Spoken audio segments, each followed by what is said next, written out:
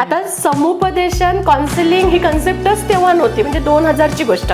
मी 99ला pass out झाले आणि 2000 मध्ये माझं अपॉइंटमेंट झालं आणि कोतवाली पोलीस स्टेशनला पहिली काउन्सिलिंगची पोस्ट तयार झाली. महिला सक्षमीकरण काय आहे, मग महिलांची चळवळ काय आहे, मग पुरुषवादी दृष्टिकोन कसा, स्त्रीवादी दृष्टिकोन कसा, स्त्री पुरुष समानता कशी असली पाहिजे, समभाव कशी असला पाहिजे, ह्या सगळ्यांसाठी मग हळूहळू संस्थेच्या माध्यमातून काम करत गेली मी. आत्ताची सिच्युएशन समुपदेशनाची आणि आधीची याच्यात असा फरक आहे की आत्ता मला सगळ्यांना वाटते की मी समुपदेशन करून घ्यायला पाहिजे, पण नक्की पुन्हा तेच की मी कुठे जाऊन मला स्वतःला क्लिअर करून घ्यावं, हा मुद्दा आत्ता पाहणं गरजेचं आहे. आणि ते त्या व्यक्तीने पाहिलं पाहिजे की मला कुठे जायचं आहे. मी जेव्हाही कुठे जाते तेव्हा मला असं म्हणतात लोक की मॅडम आप है ना वो हमारा अच्छा करा था तो देखो हम अभी बहुत अच्छे है. म्हणजे असं जेव्हा ऐकलं जाते तेव्हा खरंच मनाला खूप छान वाटते. नमस्कार मंडळी, मी सुषमा कोटेकर आणि तुम्ही बघत आहात मंडल न्यूज. आज मी एका अशा स्त्रीला भेटायला आलेली आहे जी खऱ्या अर्थाने महिलांसाठी आवाज उठवते आणि सामाजिक क्षेत्रामध्ये काम करत करत ती चाइल्ड वेलफेअर कमिटीची सदस्य सुद्धा बनलेली आहे. MSW केल्यानंतर घर सांभाळून समाजसेवा करत करत एका वेगळ्या पदावर पोहोचणं हे खरोखर एका महिलेसाठी खूप स्ट्रगल आहे.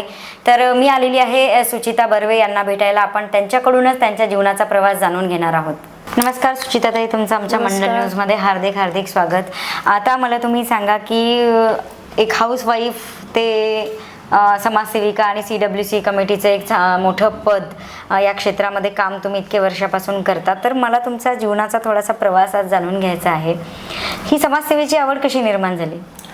बघा काय झालं की जेव्हा आपण कॉलेज लाईफमध्ये असतो तेव्हाच आपल्याला काहीतरी डोक्यात वळवळल्यासारखं असतं आणि मग तो किडा जसा असतो तो आधीचाच पासून होता.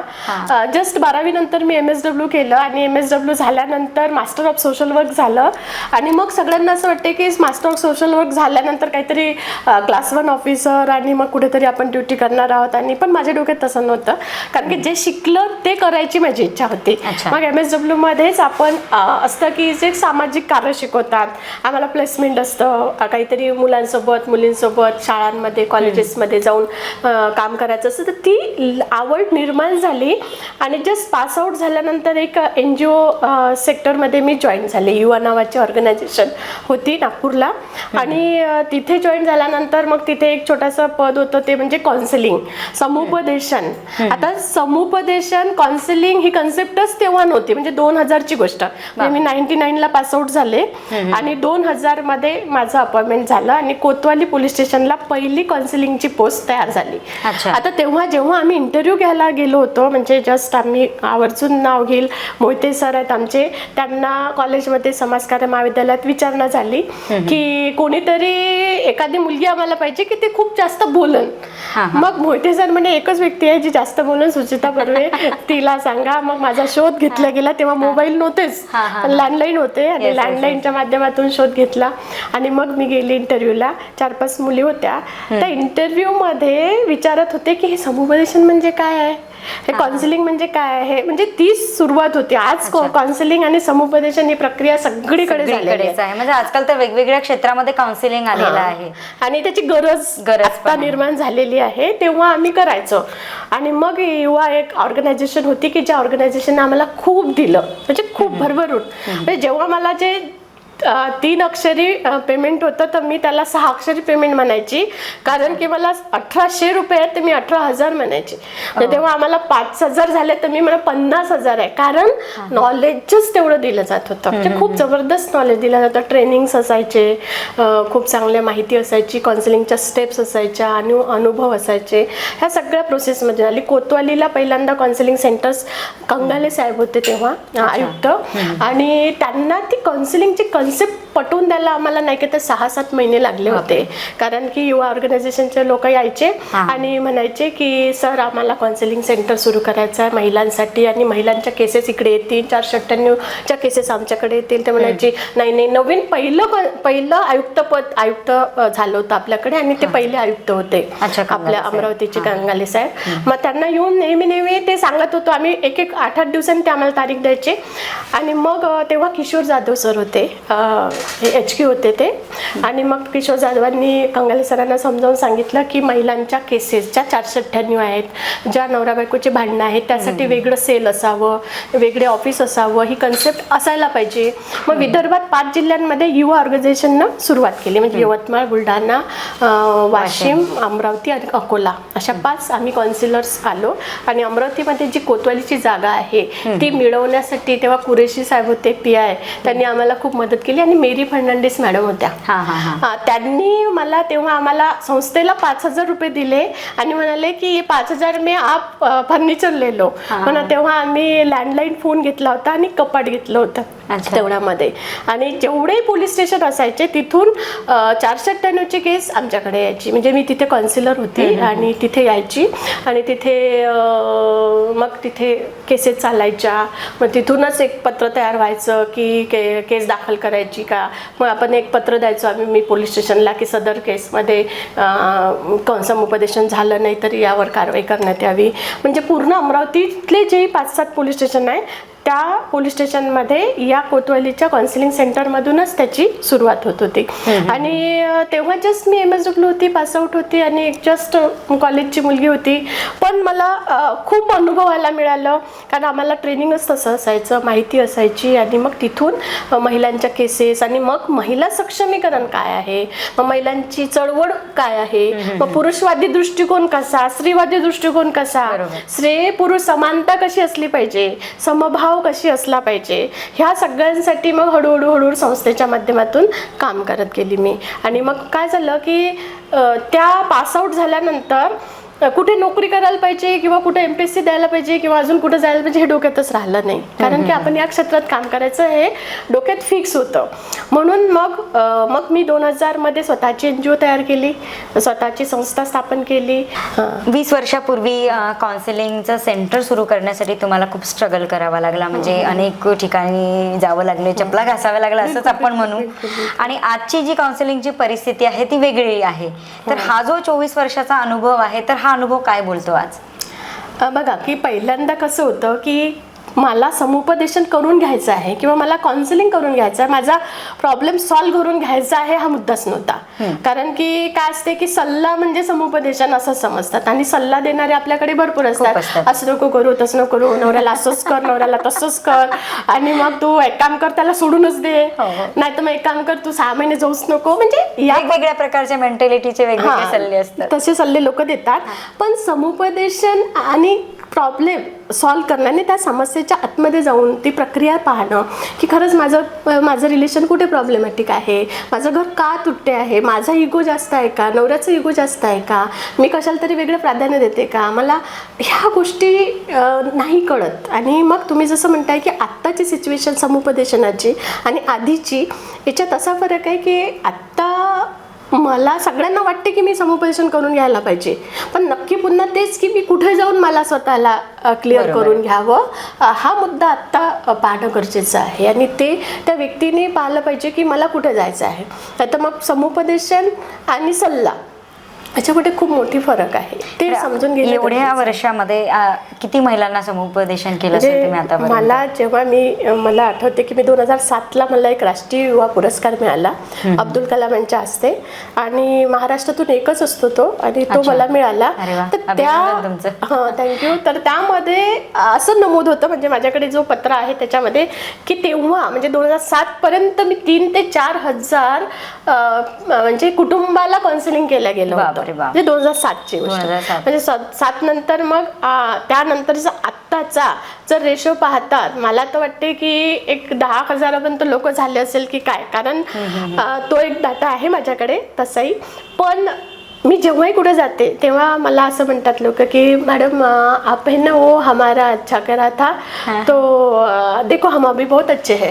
म्हणजे असं जेव्हा ऐकलं जाते तेव्हा खरंच मनाला खूप छान वाटते की सॅटिस्फॅक्शन मिळते की ज्या क्षेत्रामध्ये आपल्याला काम करायचं होतं आपण त्या क्षेत्रामध्ये आहो आणि डिव्होशन आपण दिलं गेलं बाबा. बरं, मग हे काउन्सिलिंगचं काम सुरू असताना मग बालकल्याण समितीकडे कशा काय वळला तुम्ही? नाही बघा, काय असते की आपण एखाद्या क्षेत्रात जेव्हा काम करतो ना, समुपदेशन या क्षेत्रात काम करतो, सोबत आपल्याला खूप साऱ्या अपॉर्च्युनिटीज असतात. तिथे आपण कसं जातो, आता मी सेक्शुअल हॅरेसमेंट कमिटी आहेत ना, जे लैंगिक अत्याचार निवारण कमिटी जी म्हणतो आपण, महिलांच्यासाठी सगळ्या ऑफिसेसमध्ये असते, त्या समितींवर पण मी खूप साऱ्या आहे की जिथे त्यामध्ये महिला आपली तक्रार त्या ठिकाणी ठेवतात आणि वर्क प्लेस जे म्हणतो त्या ठिकाणी अशा समितींवर आहे. सोबतच बालकल्याण समितीबद्दल मला खूप एक आवड होती, म्हणजे तिथे बालकांच्या संदर्भात काम करण्याची एक खूप चांगली संधी आहे असं मला दिसलं होतं. त्याच्या आधी मी ज्युव्हेनाइल बोर्ड आहे तिथेच, म्हणजे जे मुलांचं कोर्ट म्हणतो आपण 18 वर्षाच्या आतमध्ये, तिथे त्या बोर्डवर पण होती. आणि मग नंतर बालकल्याण समितीवर याच्यासाठी मला वाटलं जावं असं, कारण की आपलं बालकांच्या क्षेत्रात काम आहे आणि मग ते काम अजून शिकू शकू, आपण त्याला न्याय देऊ शकू, ह्या सगळ्या गोष्टी मला वाटल्या होत्या. म्हणून मग मी काही त्याच्यासाठी काही हे निघतात, ॲड निघतात, ते असते की मंत्रालयाच्या मार्फतच ते बालकल्याण जिल्हा महिला बालकल्याणच्या अंतर्गत असतं आणि मग त्या ॲड असतात. मग आपण त्याला प्रपोजल टाकायचं असते आणि प्रपोजल झाल्यानंतर आमच्या इंटरव्ह्यूज होतात आणि नंतर मग ते गॅझेटेड ती प्रक्रिया असते, 3 वर्षाची असते. 3 वर्षाच्या नंतर आपण पुढच्या वर्षी नाही करू शकत, पण 3 वर्षाचा पूर्ण एक गॅप देऊन नंतर आपण पुन्हा अप्लाय करू शकतो. म्हणजे हे 3 वर्ष झाल्यानंतर 3 वर्षाचा गॅप द्यायचा आणि पुन्हा आपण अप्लाय करू शकतो. त्याच्यात व्हीलच असं नसते, पण आपण इंटरव्ह्यू साठी अप्लाय करू शकतो. तर मग तुमचा तिथला अनुभव कसा आहे? आता समुपदेशनाचा अनुभव तर आपण ऐकला तुमचा, पण चाइल्ड वेलफेअर कमिटीचा तुमचा अनुभव कसा आहे? चाइल्ड वेलफेअर कमिटी म्हणजे बालकल्याण समिती ही 5 लोकांची असते कुठे, त्यामध्ये त्यांनी असं म्हटलंय की 1/4 लेडीज असल्यात पाहिजे. मग आपल्याकडे आता सध्या 5 लोक होते, त्यातल्या एकांचा हे संपला टर्नओव्हर, तर 4 लोक आहोत. म्हणजे मी सुचिता बर्वे सदस्य, एक सारिका तेलखडे मॅडम सदस्य आहेत, दीपाली महाजन सदस्य आहेत आणि किरण फुन्सी मिश्रा ह्या अध्यक्ष आहेत. अशा 4 लोकांचा आत्ताच इथे आम्ही बेंच ऑफ मॅजिस्ट्रेट म्हणतात त्याला, बालकल्याण समिती आहे. आता या समितीच्या अंतर्गत काय असते मॅडम की बालगृह चालतात ना, जेवढे बालगृह शासन मान्य 18च्या आतमध्ये जे अनाथ मुलं आहेत, जे एकल पॅरेंट्स आहेत, सिंगल पॅरेंट, त्यांचे जे मुलं आहेत अशांसाठी बालगृह आहेत अमरावतीमध्ये. म्हणजे अमरावतीमध्ये मुलांसाठी 2 आहे आणि मुलींसाठी 2 आहे. एक आहे आपल्या याला आपण जे बालशिक्षण म्हणतो आम्ही त्याला, बालशिक्षण असं नाव आहे होली क्रॉसला, आणि एक आहे देसाई लेआउटला मुलींचं बालगृह. त्यानंतर एक मुलांचं आहे कनिष्ठ बालगृह याला देशपांडेवाडीला आणि मुलांचं आहे वरिष्ठ बालगृह रुक्मिणीनगरला. सोबतच बालगृह आहे दर्यापूरला 2 मुलांचे बालगृह आहे, मार्कीला एक बालगृह आहे, त्यानंतर वाडेकरचे जे आहे ते मोजरीला बालगृह आहे आणि परतवाड्याला एक मुलींचं बालगृह आहे आणि चिखलदरा मरियमपूर येथे मुलगा आणि मुलगी यांचं बालगृह कनिष्ठ म्हणजे 12 वर्षाच्या आतमधल्या मुलामुली. तर या बालगृहामध्ये जे काळजी आणि संरक्षणाच्या दृष्टिकोनातून मुलं असतात, म्हणजे की पोस्को केसच्या अंतर्गत झाले असतील किंवा एखाद्या वेळेस त्यांना सुरक्षित नाही आहेत ते वातावरणामध्ये, त्यांना कुठेतरी प्रॉब्लेम आहे, कुठेतरी ॲब्यूजचे प्रकार झालेले असतात, अशा मुलांना आपण तिथे ॲडमिशन करतो त्यांचं शिक्षणाचं 18 वर्षापर्यंत. कुठे जर त्यांना 18 वर्षानंतरही जर राहायची व्यवस्था नसेल, अनाथ असेल, तर अनुरक्षण गृहाला 21 वर्षापर्यंत ठेवल्या जाते, जे अमरावतीला आहे. आणि मग त्यांचं काही पुनर्वसन असेल, त्यांना अभ्यासासाठी लागणाऱ्या गोष्टी आहेत, ह्या सगळ्या प्रोव्हाइड केल्या जातात. आता परत मी समुपदेशनावर येते तुमच्या. मला सांगा की हे जे 498 आहे त्या केसेसच तुमच्याकडे येतात की समजा पोलीस स्टेशनला न जाता पण काही महिला तुमच्याकडे समुपदेशनासाठी डायरेक्टली येऊ शकतात? पहिले कसं होतं, सुरुवात ही 498च्या केसेससाठी होती, म्हणजे कौटुंबिकच्या प्रॉब्लेमच्या साठी ती सुरुवात झाली, डोमेस्टिक व्हायलन्सच्या.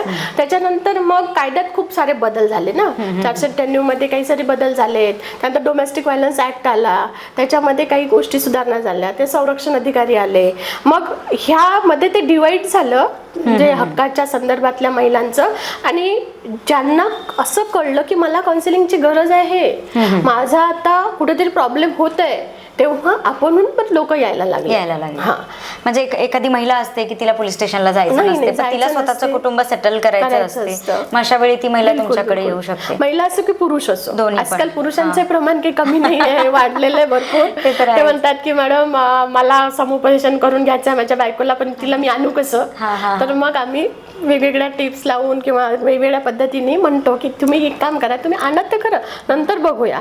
मग जेव्हा ती येते तेव्हा तिला कळते की हो गड्या माझ्याच कामाचं आहे, तेव्हा भरपूर सुधारणा होतात. आणि त्या प्रश्नाच्या आतमध्ये जेव्हा आपण जातो ना, ती पण लेडीज जाते ना, तेव्हा ते घर खरंच या प्रक्रियेत येतं. बरं, आता पूर्वीचा जो काळ होता त्या काळामध्ये कसं चालायचं की महिला ऍडजस्ट करून घ्यायच्या की नाही बा मला मुलं झाले आहे किंवा लग्न हा भातुकलीचा खेळ नाही आहे, म्हणून डिवोर्सचे निर्णय तेव्हा फार कमी प्रमाणामध्ये घेतले जात होते. पण आज परिस्थिती मात्र वेगळी आहे.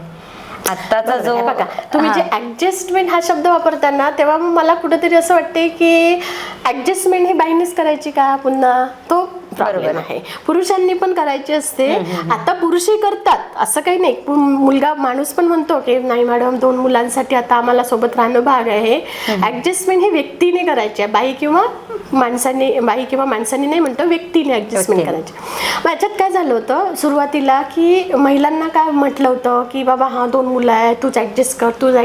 पण त्या ऍडजस्टचं प्रमाण एवढं डोक्यावर झालं की ते ऍडजस्ट करत होती, पण जेव्हा मुलं मोठे झाले तेव्हा ती सैरावैरा होते. बरोबर है ना. मग तिला कोणीच नाही मिळत नाही. ती काय म्हणते आत्ता मी ऍडजस्ट केलं, आत्ता पाहतो म्हणते तुझी काय करायचं आहे. तर ते न होता आता आपण काय म्हणतो की आत्ताच्या ज्या लोक आहेत ना, पोरी काय करतात की निर्णय घेतात. हो, आता जे म्हणजे प्रमाण वाढलेलं आहे डिवोर्स, ते प्रमाण खूप जास्त प्रमाणामध्ये पण वाढलेलं आहे. डिसिजन मध्ये पक्के झाल्यात ना ते, कारण की त्यांना वाटते की मी किती ऍडजस्ट करू, नाहीतर शेवट प्रॉब्लेमॅटिक आहे. है ना. मग मी आताच बाहेर निघालेले बरे ना. जर तिला जर वाटत असेल की नाही काउन्सिलिंगने मला हा माणूस सुधरत असेल, मी पण छान राहत असेल, तर ऍडजस्टमेंट करायला कोणी तयार असतं. पण जर तिला दिसते की याचा शेवट खूपच खराब आहे, तर मी आजच बाहेर निघालेलं बरे ना. मग माझ्याकडे आता वेळ आहे, एज्युकेशन आहे, मी 2 मुलांचं काहीतरी करू शकते, म्हणून बाहेरने असं डिसिजन घ्यायला लागले, असं माझा तरी समज आहे. पण आता तुम्ही इतक्या मोठ्या केसेस सॉल्व्ह केलेल्या, म्हणजे आतापर्यंत तुमचं 10,000च्या वर तो आकडा गेलेलाच असेल, तर एक जनरल रिझन पती पत्नीमध्ये वादाचा काय असावा तुमच्या अभ्यासानुसार, काय आतापर्यंत तुम्हाला अनुभव आला?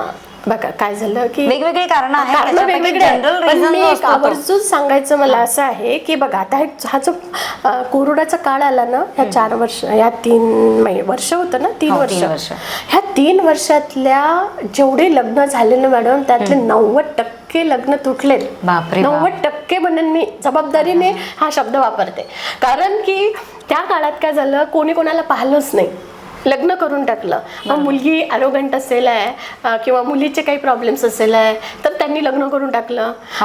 मुलगा दारू खूप पितो, पडला राहतो अक्षरशः, त्याचं लग्न करून टाकलं. कुठंतरी मुलगा खूपच बेजबाबदार आहे, त्यांचं लग्न. म्हणजे आपल्या इकडे ही धारणा आहे की लग्न करून दिलं तर सुधरते. हा जो भाग आहे ना, हे कोरोनाच्या काळातला जो अभ्यास केला ना, तर 90% लग्न बाहेर आहे, म्हणजे संपले. 10% खूप छान असतील, काही वाईट नाही म्हणत. कशावरून? छोट्याशा गोष्टीवरून, कारण की कोरोनामध्ये प्रेझेंट गेलंच नाही. बरोबर. मग तिला रोज चिटवणे, तुला काय आलं, तुला प्रेझेंट आलं नाही, तुला काय दिलं, तुला मेंटॅलिटी ना, ती बिचारी प्रॉब्लेम मध्ये. मग ती म्हणते की बापरे.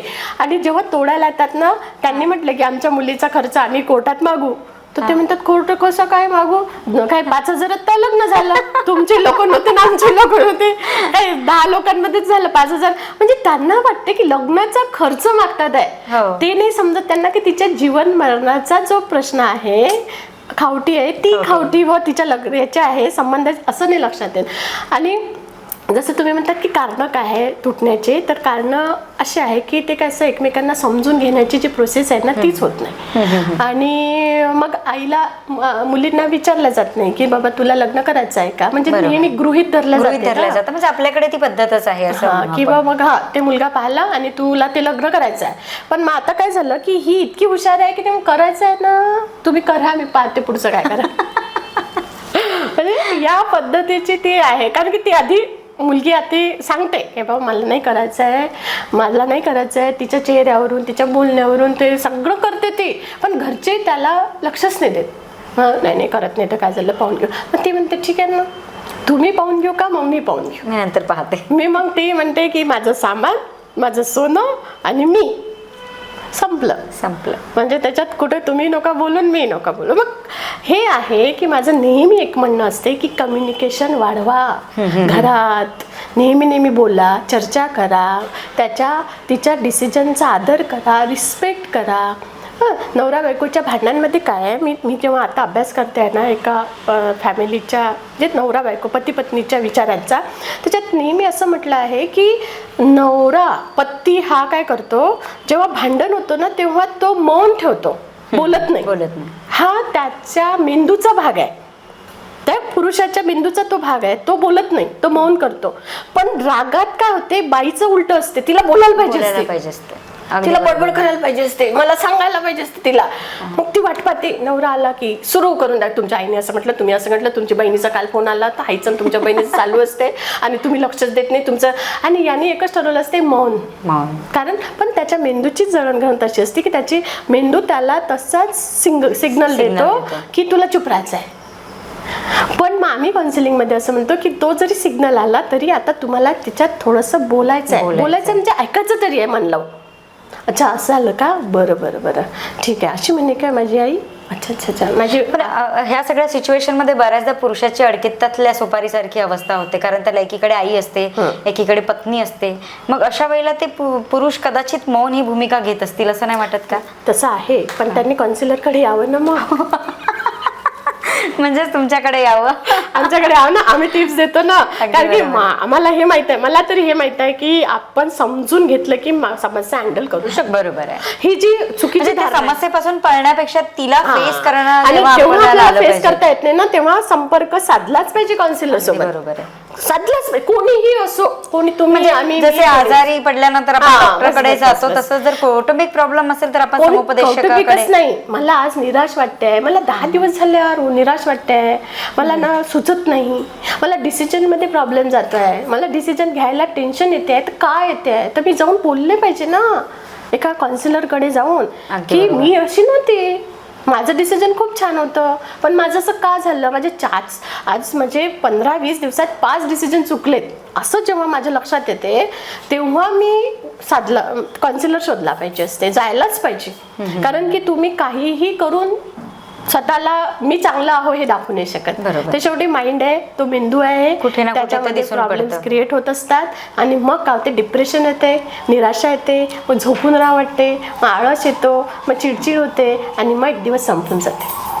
ही प्रोसेस आहे. बरं, आता एक अगदीच जिवंत प्रश्न आहे अमरावतीमध्ये, ज्या 2 घटना घडल्या की 2 तरुण मुलांनी आत्महत्या केल्या आणि त्या दोन्ही आत्महत्येच्या मागे जे रिझन होते ते प्रेम प्रकरण होते. मग अशा केसमध्ये पण काय आपण तरुण मुलांना आणि मुलींना काउन्सिलिंग करू शकतो का? बरोबर आहे. काय असते की आत्महत्या कधी होते, जेव्हा त्यांचा इगो हर्ट होतो. हा, पुरुषी इगो जबरदस्त आहे, मला नाही म्हटलं आणि मग मला नाही म्हटलं ही भावना इतकी मोठी होऊन जाते की त्याच्यासोबतचं जे प्रेशर आहे, त्याच्या मित्रांचं जे प्रेशर आहे ते इतकं होतं, तू तर बस असं सांगत होता, तुला तर काही हे नाही केलं तिनं, आणि मग ह्या विचारामध्ये तो संपून जातो. आणि मग अशा वेळेस जर त्याला कोणीतरी चांगलं व्यक्ती मिळालं किंवा घरी डिस्कस, आता कसं की मरण हे त्याला खूप जवळ वाटते, ते संपून गेलं पाहिजे. आणि आता हे कोरोना नंतरचा जर आपण विचार केला ना तर खरंच डिप्रेशन ही प्रोसेस खूप जास्त वाढली आहे. आणि हे झगमगती जी दुनिया आहे मोबाईलची, त्याच्यामध्ये एवढं दिसतं की हे माझ्याकडे नाहीये म्हणजे मग माझं सगळं संपलं, म्हणजे मी आता जिवंत राहू शकत नाही, अशी भूमिका आहे. ते त्यावेळेस यांच्यासाठी आपण हेल्पलाईन सुरू करायला पाहिजे की जेव्हा मला डिस्टर्ब वाटते तेव्हा मला हा नंबर डायल केला तर मला, आम्ही केलं होतं मागे, करतो आहे, पण लोक करतीलच, हा नंबर डायल हाही भाग नाही. पण जर आपला नेहमी आपण त्याचा जर विचार केला, नेहमी तो नंबर आपण अवेअरनेसच्या माध्यमातून फिरवला ना तर त्याला वाटते एकदा तरी कॉल करून चाइल्ड हेल्पलाईन आता सगळे जण करतात. युथ हेल्पलाईन पण करावी लागेल काही दिवसांनी आपल्याला. युथ हेल्पलाईन ना की आत्महत्येच्या संदर्भात विचार आल्यास या नंबरवर डायल करा. की आता मुंबई पुण्यामध्ये भरपूर आहेत, पण आपण अजून या प्रोसेसमध्ये गेलो नाही. आता काय असते की सगळे जण सोबत असले की एक मोठी प्रक्रिया उभी राहते, तर ते करायची इच्छा आहे, करायला पाहिजे. बरं, आता मोबाईलचं निघालंच आहे, तर असे सर्वे आहेत अनेक की अनेक जे डिवोर्स होत आहेत तर त्याला पहिलं कारण आहे मोबाईल. तर तुम्हाला काय वाटते, तुमचा अनुभव काय बोलतो या बाबतीतला? बघा, कारण काही असो, पण मला जर घृणा निर्माण झाली एखाद्या व्यक्तीच्या बद्दल तर ती वाढत जाते है ना. घृणा म्हणजे आता तिने तिच्या मोबाईलला पासवर्ड लावलं असेल त्यांनी, मग याची संशयाची भूमिका तयार होते. मग तो म्हणते की तिने मोबाईलवर रात्री चॅटिंग केली, मग ते बोलली, मग असं झालं. तर ही संशयाची भूमिका इतकी वाढत गेली ना, तर मग हिला काय वाटते की अच्छा तू संशय करते का, पहा मग मी करून दाखवते, मग तू संशय पहा मी जाऊन दाखवतो. म्हणजे ती असतेच, म्हणजे तिचं कुठेतरी प्रॉब्लेम असतोच. पण हीच वेळ आहे की तुम्हाला कशा पद्धतीने हँडल करायचे आहे. म्हणजे तिने त्या व्यक्तीने जर दाखवलं की म्हणजे थोडंसं नजरअंदाज केलं, थोडासा जिव्हाळा दाखवला, तर मग तिच्या लवकर लक्षात येते की नाही माझा नवराच महत्वाचा आहे, माझा नवरा किती वेळा लक्ष देतोय मला. पण इथे असं होत नाही. म्हणजे ती घृणा जास्त वाढत जाते. आणि मग ही काय म्हणते, मग पहा माझा नवरा असा चांगला वागत नाही, हा तरी चांगला बोलतो माझ्यासोबत, याने तरी मला विचारलं जेवली का. माझ्या नवऱ्या तर इतके वर्ष झाले विचारलं नाही तू जेवली का म्हणून. पण छोट्या छोट्या गोष्टींमध्ये जर तुम्ही रिलेशन मेंटेन केले, इनडायरेक्टली बळी पडते बाहेरच्या समोरच्या व्यक्तीला. हा, आता तुम्ही म्हणाल की मग त्या बाईला समजत नाही का, है ना, बळी पडायच्या वेळेस. पण मग ती कोणतीही व्यक्ती प्रेम शोधत असते, है ना. लग्न झालेली असो की लग्नाच्या आधीची असो की 10 वर्षाची मुलगी असो की 15 वर्षाची, प्रेम शोधते. आणि प्रेमाच्या या जाळ्यामध्ये ते म्हणजे वाहत जाते. म्हणजे याचा अर्थ आपण हे बघायला पाहिजे की आपल्या घरात आपण किती प्रेम देतो, है ना. त्या प्रेमामध्ये जर आपण व्यवस्थित वागलो तर नाही होत ह्या घटना, थांबतात कुठेतरी. अगदी बरोबर. मला सांगा की आता तुम्ही इतके वर्षाचा तुमचा अनुभव आहे, अनेक कुटुंब तुम्ही सेटल पण केले आहेत, काही झाले पण नसतील कारण समोरच्या ऐकणाऱ्या पण त्या मनस्थितीची असावी लागतात, पण आपण समजू की जास्तीत जास्त आपण सेटलच केले आहेत. तर मला सांगा की आज जी कुटुंब व्यवस्था आहे, विभक्त कुटुंब पद्धती आहे किंवा अनेकाचे प्रॉब्लेम आहे आधुनिक युगातले पती पत्नींना, तर तुम्ही आजच्या कुटुंबांना काय संदेश द्याल? माझं असंच म्हणणं आहे की तुम्ही संवाद खूप महत्त्वाचे घरात आहेत. मुलांसोबत नवऱ्यासोबत, नवऱ्याच्या बायकोसोबतचे संवाद तुटले की सगळं विस्कळीत होते. आत्ताची पिढी आहे मुला मुलींची, तर तेही आपण महत्त्वाचं आहे. कधी मी जेव्हा बालकल्याण समितीला आहे तेव्हा असं लक्षात येते की 14 वर्षाची मुलगी रागाने चालली गेली, 10 वर्षाची मुलगी रागाला आईचा सुसाईड करतात आहे, प्रेग्नन्सी रेट वाढला आहे मुलींचा 12, 15, 14 वर्षाच्या. तर ह्यामध्ये मुलींना एक्सपोजर खूप जास्त मिळालं आहे, त्याच्यामुळेच ह्या सगळ्या गोष्टी आहेत. मग आम्ही ह्या समस्येच्या जेव्हा मुळाशी जातो, आम्ही बालकल्याण समितीला जेव्हा चर्चा करतो आम्ही सदस्य म्हणून, तेव्हा आमच्या लक्षात एकच येते की कुटुंब हे पैशाच्या मागे लागलेलं आहे. आई पण कामाला जाते, वडील पण कामाला जातात, आणि फक्त पैसा जमा करण्यामध्ये मुलासोबतचा संवादच संपला. संवादच नाहीये. फक्त मुलाला किती पैसे पाहिजे, तुला ट्युशनला किती पाहिजे, तुला ड्रेस कोणता पाहिजे, तुला काय पाहिजे, बस याच्या पलीकडे चर्चा नाहीये. मग याच्या पलीकडे जिथे चर्चा नाही तिथे मुलं बाहेर जातात आहे. म्हणून कोणालाही मला हेच म्हणायचं आहे की जर तुम्हाला कुटुंब वाचवायचं असेल ना तर संवाद सुरू करा. अगदी बरोबर. नाही तर पूर्वग्रह तर होणेच आहे. एखाद्या व्यक्तीबद्दल, नवऱ्याबद्दल एखादा पूर्वग्रह, हा असाच आहे, तो म्हणते ही अशीच आहे, हा असाच आहे, ही अशीच आहे, या भानगडीत 6 वर्ष काढतात. तू असेच आहे. मग जेव्हा एखाद्या वेळेस तो खूप रॉयल वागतो एखाद्या ठिकाणी, अरे तुम्ही असे आहे मला लक्षातच नाही, अरे म्हणजे पुन्हा तुम्ही त्याकडे पाहण्याचा तुमचा दृष्टिकोन किती चुकीचा करून ठेवला आहे. आणि नातेवाईक सांगतात ते वेगळे. अगदी बरोबर. तुझा नवरा असाच आहे, तो तसाच करते. मग हिच्या डोक्यात त्या सगळ्या गोष्टी फिट होतात. आणि यालाही आई, त्याची बहीण, हे वहिनी अशीच आहे ना रे, तू कशाला त्याच्या मागे लागतं, म्हणजे असे एक डायलॉग देऊन त्यांचा मेंदू असा नेहमी दूर ठेवला जातो आणि संवादच साधला जात नाही आणि ते एकोपा निर्माण होत नाही. म्हणून मूळ मंत्र आहे, जर तुम्हाला संसार वाचवायचा असेल, तुम्हाला घर वाचवायचं असेल, तुम्हाला मुलं वाचवायचं असेल, संवाद साधा, चर्चा करा, बोला, काही बोला, रॅन्डमली चर्चा करा, हसा. म्हणजे नवरा आला की त्याच्या चेहऱ्यावर 12 वाजले असतात, जसं काही कितीकच मोठं काम करून आला हा. भलेही तो नुकताच तो पांढरे लावून हा करून आलेला, पण घरात आल्यानंतर त्याला बिलकुल स्टेटस द्यायचं असते की मी नवरा आहे, माझ्यासाठी पाणी आणलं का, तू असं ठेवलं का. मग ती म्हणते बाबा आले, बरोबर राहा. म्हणजे हा धाक नको, पण धाक पाहिजे, पण प्रेम पण पाहिजे अगदी त्याच्यासोबत. बरोबर. चर्चा पण पाहिजे. ह्या सगळ्या गोष्टी असल्या तर कुटुंब खूप छान पद्धतीने पुढे जातं. तर बघा मित्रांनो, सुचिता ताईकडून आज आपल्याला खूप चांगल्या टिप्स मिळालेल्या आहे. आपण ज्या मोबाईलच्या युगामध्ये आज जगतो आहे त्या युगामध्ये आपण संवाद शून्य जगतो आहे. आपण फक्त चॅटिंग करतो आहे आणि आलेले मेसेजेस फॉरवर्ड करतो आहे. तर या सगळ्या ह्याच्यामध्ये आपल्याला आपलं कुटुंब, आपला संसार, आपले मुलं आणि पती पत्नींचं नातं जर टिकवायचं असेल तर संवाद करणं खूप महत्त्वाचं आहे. आणि तुम्ही आज आम्हाला संवादाचं महत्त्व या व्हिडिओच्या माध्यमातून सांगितलं आणि तुम्ही आमच्या चॅनलला खूप वेळ दिला तुमचा अमूल्य. त्याबद्दल मी मंडल न्यूजच्या वतीने तुमचे खूप खूप आभार मानते. धन्यवाद. खूप खूप आभार. आमच्या यूट्यूब चॅनलला सबस्क्राईब करायचं आहे आणि फेसबुक पेजला आणि इंस्टाग्राम आय डीला फॉलो करायला तर अजिबातच विसरायचं नाही आहे. धन्यवाद.